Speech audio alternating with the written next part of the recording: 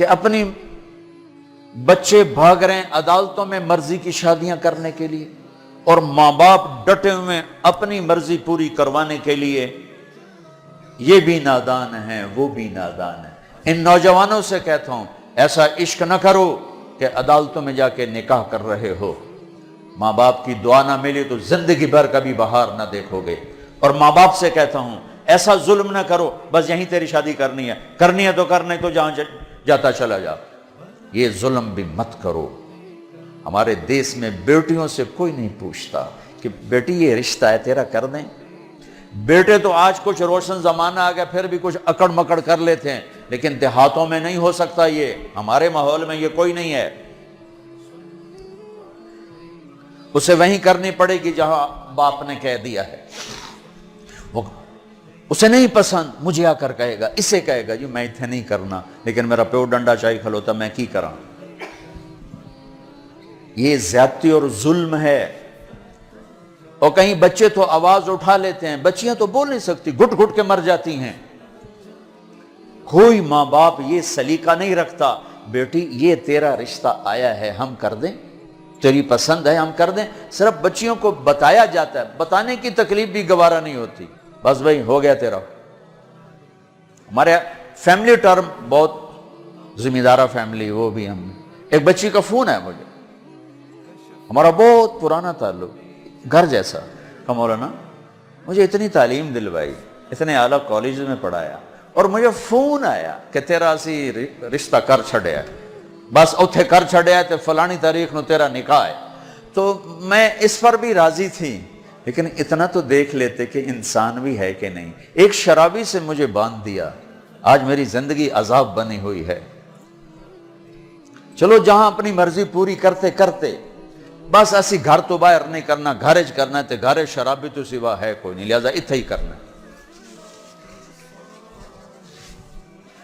یہ قوم کا بت توڑو، جی ہاں اساں تو جی صرف ارائیاں کرنا ہے، اسی صرف راجپوتاں کرنا ہے، اسی شیخ ہیں جی اسی شیخان اسی باہر کدی رشتہ نہیں کیتا۔ ٹھیک ہے اپنے قوم میں کرو، اچھی بات ہے، اگر جوڑ نہیں تو اللہ کے واسطے باہر نکلو۔ اگر آپ کی بیٹی تیار نہیں تو اللہ کے واسطے ذبح مت کرو، یہ ظلم ہے، یہ زیادتی ہے۔ قبول لڑکی کرتی ہے نہ کہ ابا، قبول لڑکا کرتا ہے نہ کہ ابا۔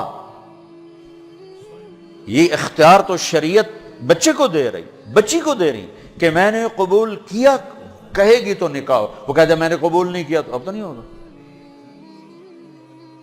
میرا گاؤں راوی کے کنارے ہے، کتنی بچیاں ذبح کر کے ڈال دی گئیں راوی میں، اپنی مرضی دی شادی کیتی ہے ہی نہ، بس ٹھیک ہے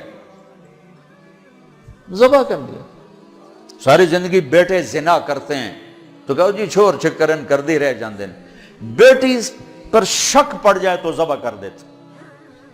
ہائے ہائے ہائے ہائے،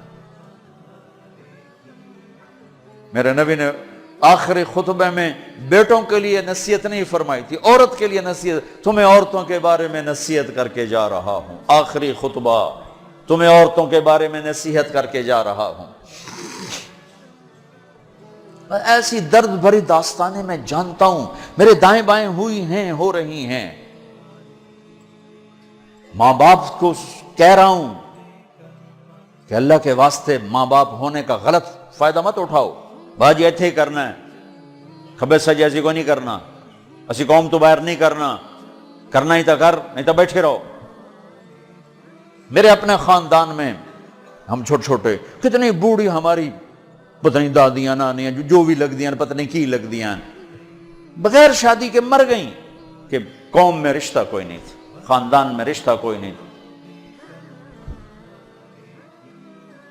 یہ ستم آج میرے دیس میں ہے، یہ بھی ظلم ہے، صرف زمین دبانا ظلم نہیں، یہ بھی ظلم ہے۔ رشتہ مانگنے والے علی اور مانگا جا رہا ہے فاطمہ کا۔ نبیوں کے بعد سب سے عظیم جوڑی علی و فاطمہ،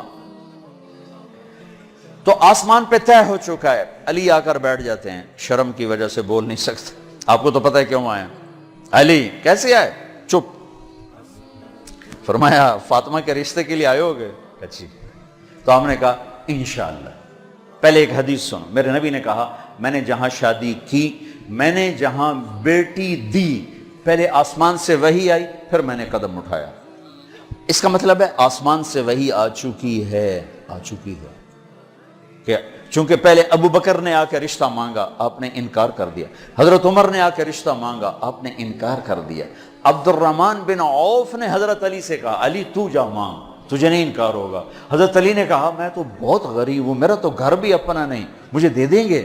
ہاں ضرور، تجھے ضرور دیں گے. تو ان کو بھیج کر نہ خود باہر سارے کھڑے ہو گئے. تو آپ نے کہا اچھا انشاءاللہ، اور یہ کہہ کر اٹھ گئے. حضرت علی پریشان ہو کے باہر نکلے. تو اب پوچھا عبد الرحمن کیا ہوا؟ کہ انکار ہو گیا. انہوں نے کہا کیسے؟ کہا بس کچھ نہیں کہا. کہا کچھ تو کہا. کہا انشاءاللہ کہا. تو کہا تو بس ہو گیا. کہا وہ کیسے؟ کہا نبی کا انشاءاللہ ہاں ہوتا ہے. یہ ہاں ہے علی، ہاں ہے. اچھا اب یہ انشاءاللہ کیوں کہا ہے جبکہ آسمان سے وحی آ چکی، جبریل پیغام لا چکے ہیں؟ اب یہ انشاءاللہ کیوں کہا ہے؟ ایک کام کرنا باقی ہے. اب گھر گئے، بیٹی فاطمہ علی کا رشتہ آیا ہے، کر دوں؟ ہو اس لیے نہیں ہاں کی وہاں. ہمارے والدین اپنی بےزتی سمجھتے ہیں بیٹی سے پوچھنا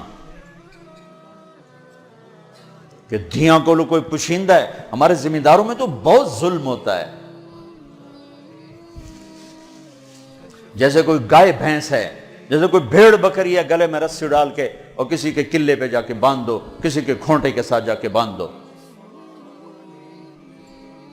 شہروں میں تو پھر بھی تعلیم آ گئی ہے، کچھ نہ کچھ بچیاں بھی بول پڑتی ہیں، اس کے بولنے کو بغاوت سمجھا جاتا ہے. او بھائی یہ بغاوت نہیں، اپنا حق مانگ رہی ہے. ہاں میں اولاد سے بھی کہتا ہوں اگر ماں باپ جبر کر جائیں پھر سہ جانا، پھر اللہ تمہارے لیے خیر کی شکلیں پیدا کرے گا. باغی ہو کے قدم اٹھاؤ گے تو تباہی ہے. لیکن ماں باپ سے بھی کہتا ہوں ایسے نادان نہ بنو، ایسے نادان نہ بنو. کیا حضرت فاطمہ انکار کر سکتی تھی؟ کیا حضرت فاطمہ پر اتنا اعتماد نہیں تھا میرے نبی کو کہ آپ کہتے ہیں ہاں علی ٹھیک ہے بولا، میں بعد میں خود پوچھ لوں گا؟ نہیں، امت کو سبق دینا ہے کہ جو جوڑی آسمانوں پر طے ہو چکی ہو اس میں بھی پہلے پوچھنا ضروری ہے. حضرت فاطمہ نے عرض کی جی ہاں. پھر واپس آئے، علی مجمع کٹھا کرو. لوگ کٹھے کیے.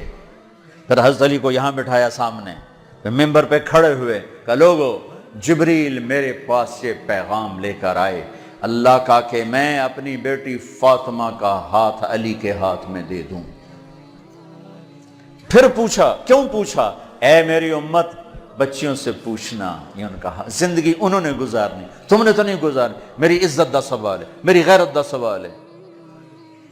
تیری زندگی تو گزر چکی ہے، اس لیے ابھی شروع کر رہی ہے، کیوں اس کو سسکا کے مارنا چاہتی؟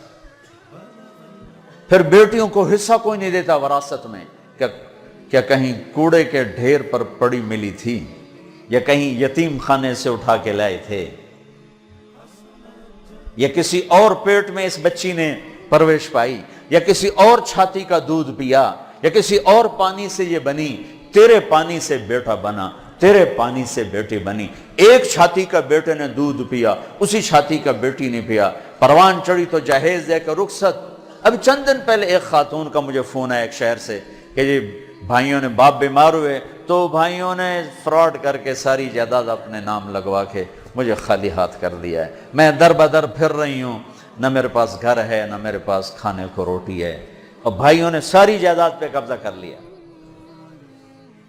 یہ ہر گھر کی کہانی ہے، 100 میں 100 یہ کر رہے ہیں. کوئی لاکھوں میں ایک ہے جو بچیوں کی وراثت کا اہتمام کرتا ہے. باپ مر گیا، ماں بیوہ ہو گئی، اگر باپ کی وراثت ہے تو 8واں حصہ ماں کا ہے، 8واں حصہ ماں کا ہے، 8واں حصہ ماں کا ہے. ماں کو یہاں تک مت پہنچاؤ کہ تمہارے سامنے یوں کرے. جس کی چھاتیاں لٹک گئی تمہیں دودھ پلاتے ہوئے وہ یوں کرے کہ مجھے پیسے دو. اگر باپ کی وراثت ہے 8واں حصہ اس کو دو. نہیں ہے تو ٹھیک ہے، تو اس کا حق ہے، بیٹیوں کا حق ہے، انہیں دو۔ تمہارے بیٹے تمہارے لیے عذاب بن جائیں گے آخرت میں اگر بیٹیوں کو حق نہ دیا۔ تو ان پر مادی ظلم بھی ہے، جانی ظلم بھی ہے، روحانی ظلم بھی ہے۔ نہ جائیداد دیتے ہیں، نہ ان کی رائے لیتے ہیں، بھیڑ بکری کی طرح کسی کی کھرلی پہ باندھ کے آ جاتے ہیں۔ لوگوں، جبریل میرے پاس اللہ کا پیغام لائے ہیں، پھر نکاح کیا،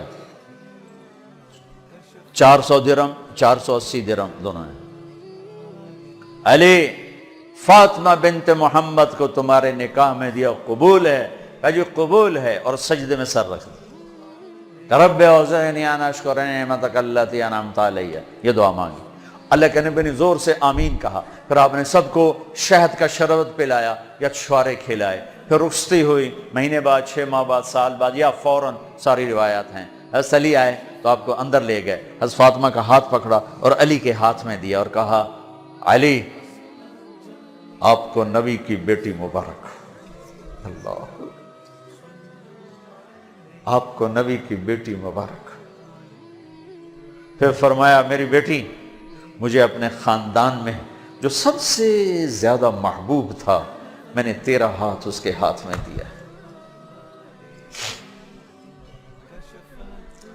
جن کے فیصلے آسمان سے ہو چکے ہوں اور جبریل آ کے سنا رہا ہو، وہ پہلے پوچھنے جا رہے ہیں، بیٹی کر دوں؟ ہماری کون سی یہ غیرت ہے، یہ کون سی عزت ہے؟ خاندان سے باہر اچھا رشتہ ملے کرو، خاندان کے اندر ملے وہ بہتر ہے، وہاں کرو۔ لیکن اگر خاندان میں جوڑ نہیں، باہر دیکھو، یہ ارائیوں کا بت توڑو، راجپوتوں کا بت توڑو، شیخ پٹھان بٹ جٹ پتہ نہیں کی کچھ بنائی پھر دن گرم مسالے، یہ بت توڑو، ان سے باہر نکلو۔ میرے نبی نے 2 بیٹیاں بنو امیہ کو دی، جن سے ٹکر ٹکر ٹکر ٹکر۔ حضرت زینب کا نکاح ابو العاص بن ربیہ بن امیہ بن عبد شمس، امیہ کے پوتے کو اپنی بڑی بیٹی دی، اور عثمان بنو امیہ میں سے 2 بیٹیاں ان کے نکاح میں دی، رقیہ، ام کلثوم۔ اور جب ام کلثوم پہ انتقال کریں گے تو فرمایا، اگر میری 100 بیٹیاں ہوتی تو میں 100، اور اس طرح مرتی تو میں ایک ایک کر کے عثمان کے نکاح میں دیتا۔ بنو امیہ میں بیٹیاں دی، ایک بیٹی فاطمہ اپنے گھر میں دی علی کو، اپنے خاندان میں شادی کی قریش، خاندان سے باہر برادری میں شادی کی عرب، ہلالیہ، مستلق، پھر برادری سے بھی باہر یہودی نسل میں شادی کی، حضرت صفیہ بنو اسرائیل میں، یہودیوں میں سے۔ اپنے نبی کو تو دیکھو کیا کیا انہوں نے، ہم اپنے نبی سے بھی آگے جا چکے ہیں۔ کتنے بچے میرے پاس آتے ہیں نوجوان کہ جی شادی کرنا چاہتا ہوں، وہاں بچی بھی تیار ہے، لیکن وہ کہتے ہیں بس ہم نے راجپوتوں سے باہر نہیں کرنا، ہم نے ارائیوں سے باہر نہیں کرنا، ہم نے شیخوں سے باہر نہیں کرنا۔ میں ان کو یہ کہ بھائی دیکھو بیٹا، کورٹ میرج سے بچنا کہ برکت نہیں ہوتی، اللہ سے مانگو، نہیں ہو تو پھر صبر کر کے پی جاؤ۔